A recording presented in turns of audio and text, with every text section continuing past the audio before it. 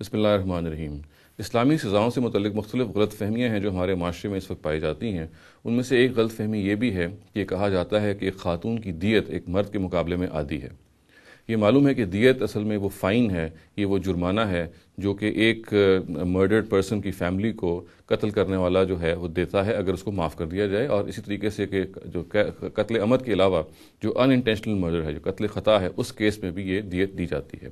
اس کے بارے میں جیسا کہ میں نے عرض کیا کہ جو قانون ہے ہمارے فقہا نے ڈرائیو کیا ہوا ہے اور اس پہ کم و بیش اجماع ہے، وہ یہ کہتے ہیں کہ ایک خاتون کی یا ایک عورت کی دیت جو ہے وہ مرد کے مقابلے میں عادی ہے۔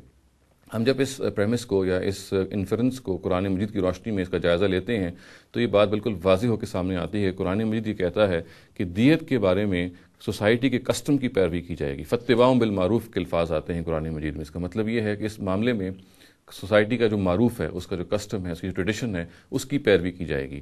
نبی صلی اللہ علیہ وسلم کے اپنے زمانے میں عرب معاشرے کا یہ دستور تھا کہ اس وقت عورت کی دیت عادی تھی، چنانچہ اسی دستور کو پھر نبی صلی اللہ علیہ وسلم نے اپنے دور میں نافذ کیا۔ یہ بات بالکل قطعی ہے کہ چونکہ اس کا تعلق دستور سے ہے، دیت کی اماؤنٹ کا تعلق دستور سے ہے، تو یہ جو دیت ہے یہ ہر سوسائٹی کے لحاظ سے اس کے کسٹم کے مطابق طے کی جائے گی، چنانچہ یہ مختلف سوسائٹیز میں مختلف ہوگی۔ آج کی پاکستانی سوسائٹی میں، آج کی مثال کے طور پہ سوڈان کی سوسائٹی میں، انڈونیشیا کی سوسائٹی میں جو بھی وہاں پہ اس وقت معروف پایا جاتا ہے اس کے مطابق یہ دیت کا فیصلہ کر دیا جائے گا۔ یہ دگنی بھی ہو سکتی ہے مرد کے مقابلے میں، یہ برابر بھی ہو سکتی ہے، کم بھی ہو سکتی ہے۔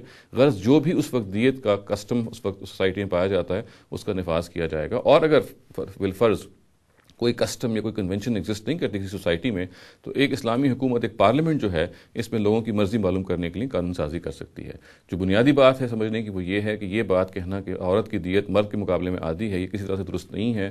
قرآن مجید نے یا اسلام نے ہمیں دیت کے معاملے میں کسی ایٹرنل مقدار کا پابند نہیں کیا، بلکہ یہ کہا ہے کہ دیت جب بھی نافذ کی جائے گی، جب بھی پے کی جائے گی، دی جائے گی، وہ اس معاشرے کے دستور اور اسی کنونشنز کے مطابق دی جائے گی جہاں یہ وقوع ہوا ہے۔ اقول قولی ھذا واستغفر اللہ لی ولکم ولسائر المسلمین والمسلمات۔